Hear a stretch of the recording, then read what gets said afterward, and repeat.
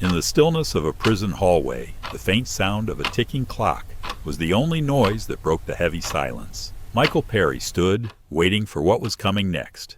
With a surprising calmness, he spoke his last words. "Coming home, Dad. Coming home." Just weeks before, his adoptive father had passed away, the man who had raised him since birth, the man Michael had hurt time and again. When Michael's adoptive parents brought him home in 1982, they had big dreams for him. They gave him everything: opportunities for change, schools for troubled kids, therapy, and a million second chances. But by the time he was 19, Michael made a choice that destroyed it all. Along with an accomplice, he killed 3 people: Sandra Stotler, a 50-year-old nurse, her 17-year-old son Adam, and his 18-year-old friend Jeremy Richardson, all for a red Camaro. 3 lives gone, all for a car. That night, Michael's adoptive mother, Gayle, sat in the witness room, watching as her son's life came to an end. The boy she had raised, the child she had loved unconditionally, even after all the ways he had hurt her and rejected their help. What had happened to that baby she brought home with such hope? How had a family's love turned into a heartbreaking front-row seat at his execution? This is the story of Michael Perry's final 24 hours. A family's dreams shattered, a mother's heart broken, and the murders that took a son from the nursery to death row. Michael Perry's story began on April 9, 1982, when his adoptive parents brought him home from the hospital. He was just hours old, a newborn given up by a teenage mother struggling with addiction. For Gayle Perry and her husband, this tiny baby represented hope itself. They would give him everything his birth mother couldn't: a stable home, unconditional love, and every opportunity to build a good life. For the first few years, they had every reason to believe it would work. Michael was a normal, active little boy. But when he started elementary school, the troubles began. He couldn't sit still in class. He couldn't focus on his schoolwork. Teachers sent home notes about disruptions and defiance. The doctors gave them the diagnoses: ADHD, oppositional defiant disorder, conduct disorder. Medical terms that tried to explain why their son was so different from other children. Gayle and her husband did what any loving parents would do. They took him to therapists. They tried different medications. They brought in behavioral specialists. They spent countless hours and thousands of dollars searching for answers. For something, anything, that would help their boy. By 13, Michael's behavior had grown beyond what they could handle at home. In 1997, his parents made one of the hardest decisions of their lives. They sent him to Boys Town in Nebraska, the famous school that had helped troubled young people for generations. Surely, they thought, if anyone could reach Michael, it would be the experts at Boys Town. But Michael didn't improve. He grew more defiant. He threatened school officials. Boys Town moved him to a locked facility within their campus. But even that couldn't contain his anger and rebellion. His parents didn't give up. They sent him to Casa by the Sea, an expensive treatment program in Mexico for American teenagers who'd exhausted every other option. Michael dropped out. They enrolled him in a counseling program in the Florida Everglades. He quit that too. With each failure, Gayle and her husband felt a piece of their hearts break. They were watching the baby they'd brought home with such joy slip further and further away. Michael fell into drugs. He became homeless. He stole from them, his own parents who had given him everything. Still, they left the door open. "Get a job," they told him, "and you can come home." Even after everything, their love hadn't died. They were waiting for him to choose a different path. Michael never came home. Instead, on October 24, 2001, at just 19 years old, he made a choice that would destroy 3 innocent families and his own. This is a story about the limits of love, about parents who gave everything they had and still couldn't save their child, about the heartbreaking question that haunted Gayle and her husband for the rest of their lives. Where did we go wrong? Could we have done something different? Could we have saved him? Those questions would follow them right up until the very end, when Gayle sat in a witness room and watched her adopted son executed by the state of Texas. By the time Michael Perry was 19, his path had grown unmistakably darker. Years of troubled behavior, rebellious outbursts, and failed attempts at reform had led him to a place of hopelessness. His adoptive parents, once filled with dreams for his future, were left watching a son they no longer recognized. It was October 24, 2001, a Wednesday evening around 7 p.m. in Montgomery County, Texas, when the final tragic act occurred. Michael and his accomplice, Jason Burkett, drove to a gated community called Highland Ranch in a blue Chevrolet truck. They were heading to the home of Sandra Stotler at 4019 Highland Pass. Sandra was a 50-year-old registered nurse at Conroe Regional Medical Center, known for her compassion and kindness. The plan was brutally simple. Steal Sandra's red Camaro and white Isuzu Rodeo. What began as theft exploded into murder. Michael hid in the laundry room with a stolen 12-gauge shotgun, then knocked on the back door. When Sandra came to answer, he shot her twice in the back. She died in her own home. Michael and Jason wrapped her body and dumped it in Crater Lake like a piece of trash. And then they made a decision that sealed their fate. They returned to Highland Ranch and waited outside the gate for Sandra's 16-year-old son, Adam. When Adam arrived with his friend, 18-year-old Jeremy Richardson, Michael and Jason told them a lie. A friend was hurt in the woods and needed help. The teenagers believed them and followed. In those woods, Jason Burkett shot both boys with the same shotgun. Adam Stotler, the boy Sandra had adopted at 6 months old and raised with such love, was dead.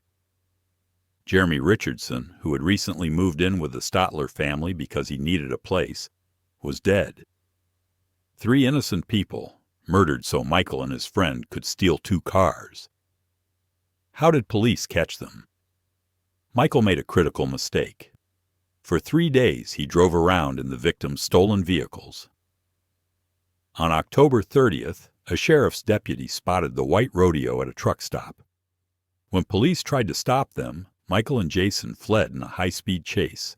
They crashed. They ran. Officers arrested them with the murder weapons still in their possession. Michael was taken to the hospital with injuries, and there, he confessed to everything. Michael's adoptive parents could never have imagined their son capable of such evil. They had watched his behavior worsen over the years, but nothing prepared them for this reality. Their son, whom they had poured everything into, his involved in the murder of 3 people. The news hit them like a tidal wave. They had raised Michael with love, given him every chance, spent thousands of dollars trying to help him, and this was the result. How could the baby they brought home become this? His trial came in February 2003 in Montgomery County's 221st District Court. The evidence was overwhelming. His DNA at the crime scene, a cigarette butt, his detailed confession, the stolen vehicles, Adam's wallet he'd been carrying. The jury took just 2 hours to convict him of capital murder. 6 hours later, they recommended death. For Gayle Perry and her husband, sitting in that courtroom was indescribable devastation. They loved their son.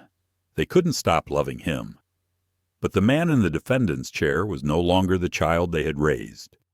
The realization that their love hadn't been enough, that nothing could have saved him, was a pain they would carry forever. Michael was sent to death row at the Polunsky unit near Livingston, Texas, on March 3, 2003. He would spend the next 7 years there. His adoptive parents visited him, wrote him letters, never abandoned him. But in June 2010, something happened that would shatter what was left of their broken hearts. The day of Michael Perry's execution, July 1, 2010, arrived with devastating timing. For 7 years, Michael had sat on death row at the Polunsky unit near Livingston, Texas. His appeals had been exhausted. His execution date had been set. And just weeks before, in June 2010, his adoptive father had died. The man who had brought baby Michael home from the hospital 28 years earlier never lived to see his son's final day. He had carried the weight of Michael's crimes for 9 years, the shame, the grief, the unanswered questions. His health had deteriorated in those final years, his heart literally and figuratively broken by what his son had done. Now Gayle Perry faced the unthinkable alone. She would have to watch her son die without her husband beside her. The two people she loved most, gone within weeks of each other. Michael knew about his father's death. In an interview just days before his execution, my dad died 13 days ago. 13 days ago? Yeah, on June 10th. But you will die, or you are scheduled for executions in only 8 days. How are you doing? I'm a Christian, so, I believe that, paradise awaits one way or the other. So I tell people all the time, I'm either going home or home. So I'm either going home to the world or home to God. So, as the days get closer, I can feel the pressure on my shoulders. They call it clinical depression, where I just start having less motivation to do things, less energy. You get frustrated at the system. How can they not see, my situation is wrong? I used to write all the time and have a lot of energy, and I just don't have it anymore. I just feel like I've been beaten down. I have the feeling that destiny, in a way, has dealt you a very bad deck of cards. It does not exonerate you, and when I talk to you, it does not necessarily mean that I have to like you. But I respect you, and you're a human being, and I think human beings should not be executed, as simply as that. Right. Even facing death, Michael understood the devastating blow his execution would deal to the woman who had never stopped loving him. On execution day, Gayle made the decision to be there. She would witness her son's death. Many family members of condemned inmates choose to stay away, unable to bear watching their loved one die. But Gayle went. She had been there for Michael's first breath in 1982. She would be there for his last. At 6 p.m., Michael James Perry was escorted into the death chamber at the Huntsville unit. He was strapped to a gurney, IVs inserted into his arms. Through the glass window, witnesses watched, including Gayle, the victim's family members, and officials. Michael could see them all. He was given a chance to make a final statement. His voice was calm, almost peaceful, as he spoke his last words. "I would like to say that I forgive all of you that had anything to do with this atrocity. I love my mother very, very much, and my adoptive family. You're all awesome.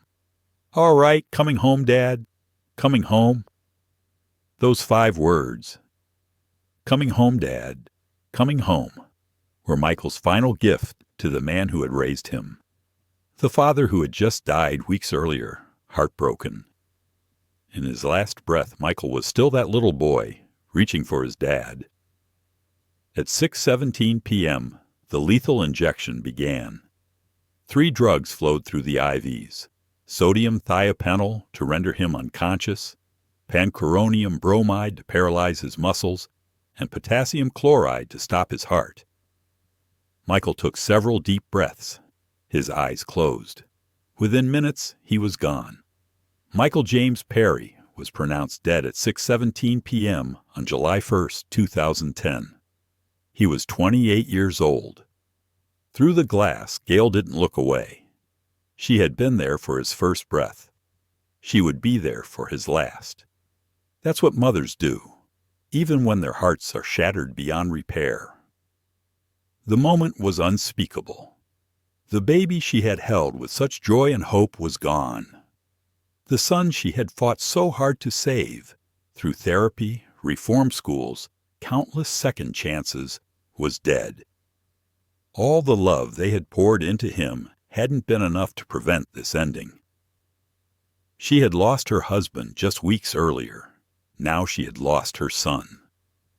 Both losses were connected to the same source, the crimes Michael committed on October 24, 2001, when he helped murder 3 innocent people for 2 cars. The families of Sandra Stotler, Adam Stotler, and Jeremy Richardson witnessed the execution too. For them, this was justice, delayed 9 years, but finally delivered. Their loved ones had been shot to death in cold blood. Now the man responsible had paid the ultimate price. But for Gayle, there was no sense of justice or closure, only grief, only questions that would never be answered, only the crushing weight of a mother's love that hadn't been enough to save her child from himself. The execution of Michael Perry marked the end of a long, painful chapter for his adoptive parents. For years, they had struggled with their son's troubled path, hoping against hope that he would one day change. They had loved him through his worst moments, but no amount of love could undo the violence that had torn apart their lives and the lives of others. For Michael, the finality of his fate was inevitable. The years of rebellion, the criminal choices, and the unrelenting spiral toward death row could not be erased by apologies or regret. Yet in his final moments, he expressed a sorrow that reflected the complexity of his situation. A man who had been loved, yet had caused immense pain, not only to his victims, but also to the people who had once believed in him. For his adoptive parents, the heartbreak was all-encompassing. Gayle Perry had spent years trying to protect her son, trying to fix what was broken, trying to salvage the child she had adopted. But no amount of trying could shield her from the gut-wrenching reality that her son was now gone. Gone not only in death, but in the life he had chosen. The road from adoptive hope to criminal consequence was long and unforgiving, leaving both sides with more questions than answers. The love they had for Michael could not change the reality of his actions, and yet it did not diminish their love for the boy who once filled their home with laughter.